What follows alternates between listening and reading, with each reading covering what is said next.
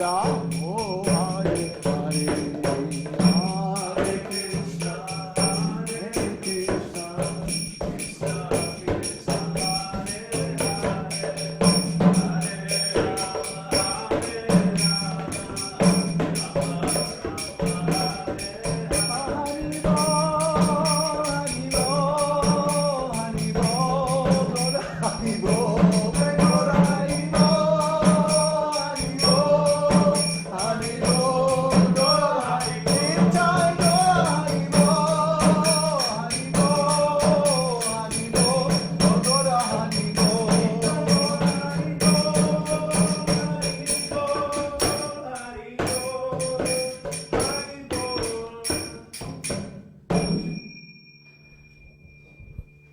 Haribo.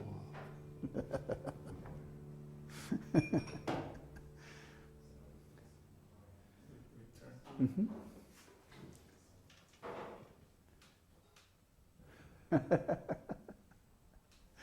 So, that is Abhishek, the short version, Reader's Digest version. This is so much fun. So why do we worship Gaur Nitai?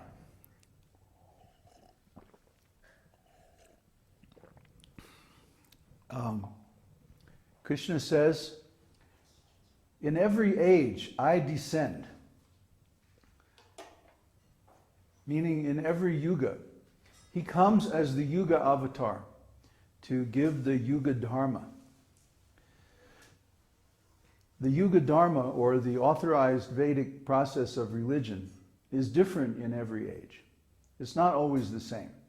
Although the Vedas are eternal, and they have all the instructions for all the different yugas, still, in different yugas we follow different processes to achieve self-realization.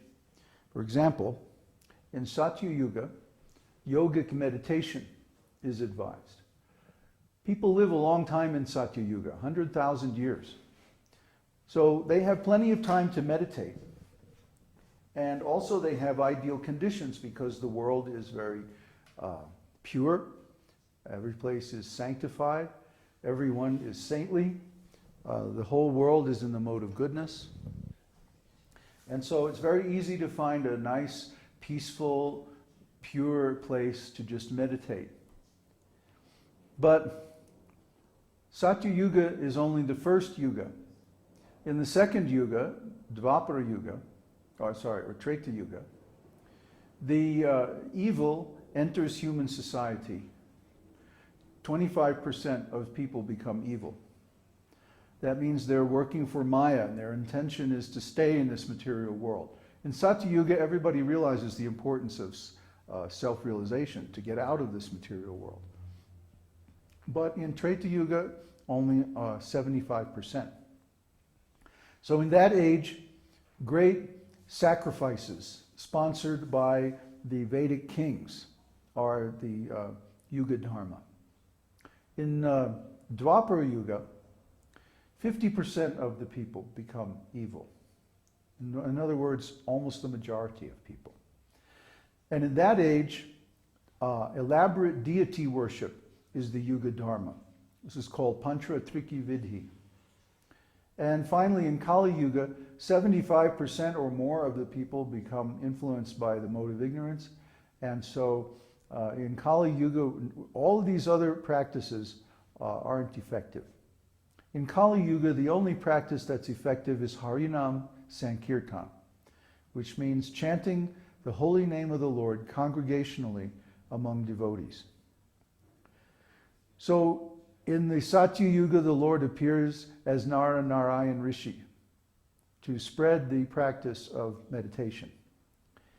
And in Treta Yuga, he appears in several different forms, noticeably Parashuram and Lord Ram. And he teaches the great process of sacrifice by the Vedic kings. Of course, in Dvapara Yuga, especially in this Dvapara Yuga, he appears as Krishna. And he teaches the form of deity worship. And then finally in Kali Yuga, he appears as Chaitanya Mahaprabhu. So Lord Chaitanya does not appear by himself. Krishna never appears by himself. He often appears in multiple forms. For example, in the incarnation of Rama, he appeared as Lord Rama, Lord Bharata, and Shatrughna, and I think there was one more brother. But these four brothers were all divine incarnations. Similarly, in the incarnation of Lord Chaitanya, he appeared in 5 forms called the Pancha Tattva.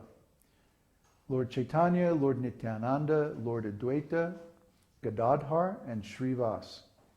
That's who we're glorifying when we sing Shri Krishna Chaitanya Prabhu Nityananda Shri Advaita Gadadhar Srivas Adi Gaur Bhaktivinoda. That's called the Panchatattva Mahamantra. So the incarnation of Lord Chaitanya is unique because Lord Chaitanya does not display the opulence of the power of the Supreme, at least not in the ordinary way. He doesn't appear as a great king. He appears as a Brahmana, and he demonstrates the power of devotional service by his own example. In other words, he shows us how to be an ideal devotee. And if you read Chaitanya Charitamrita, this is a wonderful scripture by Srila Krishnadas Kaviraj Goswami that recounts Lord Chaitanya's life story and also explains the philosophy behind his appearance and his activities, which is very esoteric. So we recommend that you read Chaitanya Charitamrita after reading Bhagavad Gita and Srimad Bhagavatam and Nectar of Devotion and a few other books. Otherwise you won't understand it. It's very esoteric, it's very deep. So Lord Chaitanya's appearance is for the benefit of all the living entities who are stuck in this material world and are suffering from the contact with the modes of material nature and want to get out. So we advise everybody to take up his instruction. And his main instruction is to chant the holy name. Harer Nam, Harer Nam, Harer Nam Eva Kevalam, Kalau Nastyeva, Nastyeva, Nastyeva, Gatiranyata. Chant the holy name, chant the holy name, chant the holy name.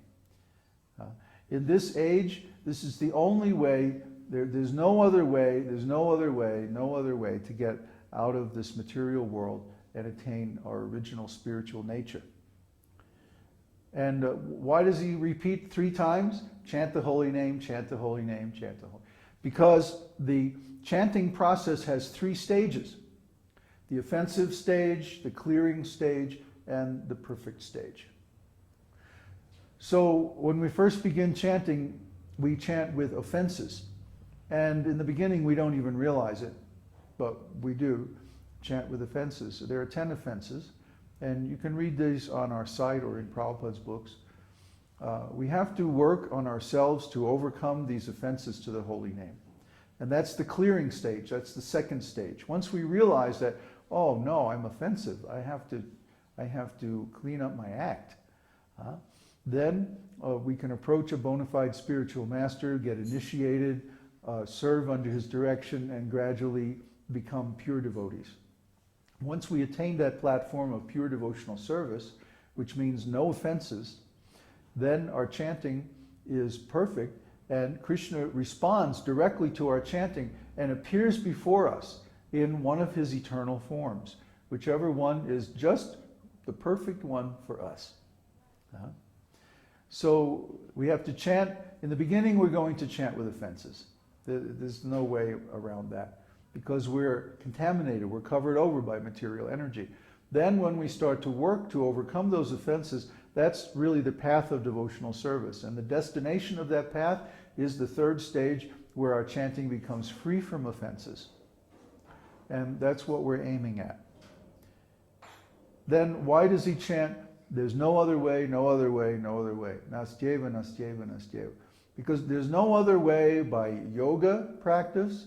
There's no other way by the practice of these great sacrifices and austerities and stuff like that. And there's no other way by deity worship or the practice of karma yoga. These are all good things and help to qualify us for the higher stages of devotional service. But because in this age the Yuga Dharma is chanting, these other processes cannot bring us to the highest stage of self-realization. You see that we do a lot of these processes. We do deity worship, we do some austerities and some meditation and some study, we do some sacrifices and some rituals and stuff like that. But we don't count on those as our main process. These are auxiliary processes to the actual Yuga Dharma, chanting the holy name. So Lord Chaitanya appears along with his plenary expansion, Lord Nityananda.